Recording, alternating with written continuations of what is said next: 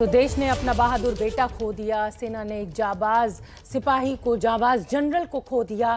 तांता लगा हुआ है, क्या आम क्या खास, हर कोई अपने इस जनरल को श्रद्धांजलि देना चाहता है। ये 8 तस्वीरें हम आपको दिखा रहे हैं। आज सुबह से ही कैसे लोगों के पहुंचने का सिलसिला वहां शुरू हुआ। श्रद्धांजलि देने के लिए गृहमंत्री अमित शाह पहुंचे, राहुल गांधी पहुंचे, उत्तराखंड के मुख्यमंत्री पुष्कर धामी, एनएसए अजीत डोभाल ने नमन किया, राकेश टिकैत ने भी नमन किया, किसान नेता हैं, और रविशंकर प्रसाद ने श्रद्धांजलि दी। पूर्व केंद्रीय मंत्री विपक्ष नेता मल्लिकार्जुन खड़गे ने नम आंखों से उनको श्रद्धांजलि दी। मुलायम सिंह यादव, समाजवादी पार्टी के सुप्रीमो, वो भी पहुंचे वहां पर पुष्पांजलि अर्पित करने के लिए। और अब से कुछ देर बाद ये अंतिम यात्रा शुरू होगी जनरल की, उस पर भी हमारी नज़र बनी हुई है। तमाम हमारे रिपोर्टर्स फील्ड में मौजूद हैं जो पल पल का अपडेट, पल पल की सबसे पहली तस्वीरें हमें पहुंचा रहे हैं। और जिसे कहा जाए कि एक अजीब सी उदासी देखने को मिल रही है। जो भी कोई वहां पहुंच रहा है उसके चेहरे पर, ब्रिगेडियर लीडर के परिवार को भी हमने आपको सुनवाया, उनकी पत्नी और उनकी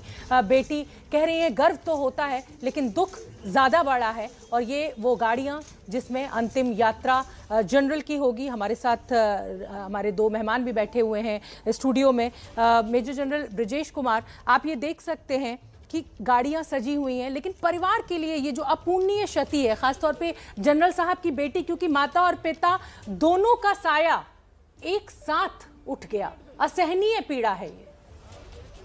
जी बिल्कुल, लेकिन मुझे लगता है सर, एक मिनट जरा सा इस तस्वीर को देख लेना चाहिए। जिस बात का जिक्र कर रहे थे कि गाड़ी के पिछले हिस्से में, कमांडर साहब, विंग कमांडर साहब इस बात का जिक्र कर रहे थे कि गाड़ी के पिछले हिस्से में वो तोप हो सकती है, जिसे गन कैरेज कहा जाता है, तो वो नजर भी आई हमें। गाड़ी के पिछले हिस्से में वो तोप रखी हुई है और इसी वजह से इसे तोप गाड़ी कहा जाता है। पूरी तरीके से सजे हुए ये आर्मी के 2 वाहन।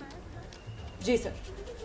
जी मैं कह रहा था अब कि परिवार के लिए तो बहुत ही बड़ी क्षति है, उनकी दोनों बेटियों के लिए, जिन्होंने बिना वार्निंग के और ऐसे एक्सीडेंट में अपने पेरेंट्स को खो दिया है। मगर मैं समझता हूं कि वो इस देश के बाकी लोगों की तरह उतने स्ट्रांग हैं कि उसको उस पीड़े को बर्दाश्त करेंगी, और हम सब मिल करके उनके साथ हैं इस कठिन घड़ी में। फौज के लोग, फौज का परिवार, और मैं देखता हूँ पूरा देश उमड़ पड़ा है। और इस तरह का जो मैंने फ्यूनरल देखा है एक जनरल के लिए या सीडीएस के लिए, ये अभूतपूर्व है हिंदुस्तान में। अगर आप नज़र दौड़ाएं तो इस तरह का माहौल, इस तरह की जो भावनाओं का उमड़ना, इस तरह से लोगों वहाँ पे आना, देश के विदेश के सेना के लोग भी आए हैं, वो रिप्रेजेंट कर रहे हैं इस शोक में। तो इन सब चीज़ों से देख के लगता है थोड़ा तो बढ़ावा मिलता है, और देश हमारे सोल्जर्स को नहीं भूलता है और उनके परिवार को भी नहीं भूलता है। तो ये एक बहुत बड़ी मात्रा में बाकी लोगों को प्रेरित करता है जी, और साहस देता है किसी अपने उसी लगन से देश की सेवा करने।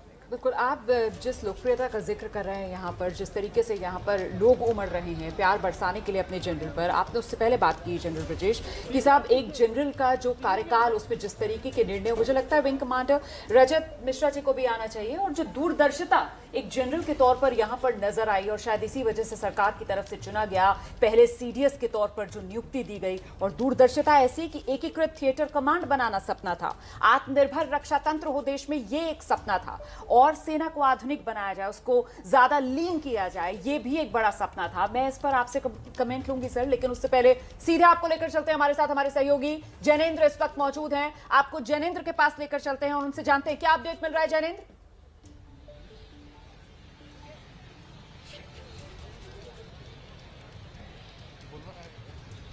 जैनेंद्र मेरी आवाज मिल रही है आपको? जैनेंद्र से हमारा संपर्क नहीं हो पा रहा है। इस बीच जल्दी से जरा बात पूरी कर लेते हैं रजत सर से। जी काफ़ी दूरदर्शी थे जनरल बिपिन रावत। जब आर्मी चीफ भी थे उनने बहुत नए नए डिसीजंस लिए, बहुत स्ट्रॉन्ग डिसीजंस लिए, और डिसीजन लेने से कभी डरते नहीं थे। वो एक चीज़ उनमें था, और वो बदलाव चाहते थे। वो एक नई सोच चाहते थे कि आर्मी, नेवी, एयरफोर्स में बने, और मॉडर्नाइजेशन और थिएटर कमांड उनका एक कह सकते हैं पेट सब्जेक्ट था जिस पे वो अमल कर रहे थे और चाह रहे थे कि कुछ इस पे काम तेज़ी से बढ़ सके।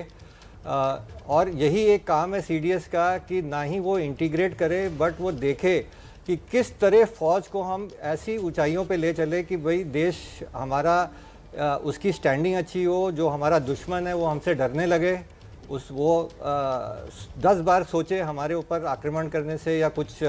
जैसे अभी आप देखेंगे टेररिज्म एक्टिविटी थोड़ी कम हुई जब से हमने सर्जिकल स्ट्राइक और ये सब स्टार्ट किया। तो ये सब इंडिकेटर्स है एक स्ट्रॉन्ग जनरल के, एक स्ट्रॉन्ग डिसीजन मेकर्स के, जो 2 बार सोचता नहीं है कि मुझे बदला लेना है।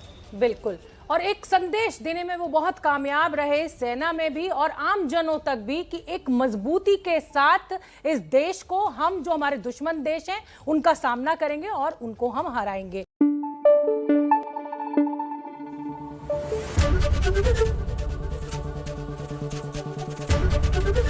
ABP न्यूज़ आपको रखे आगे।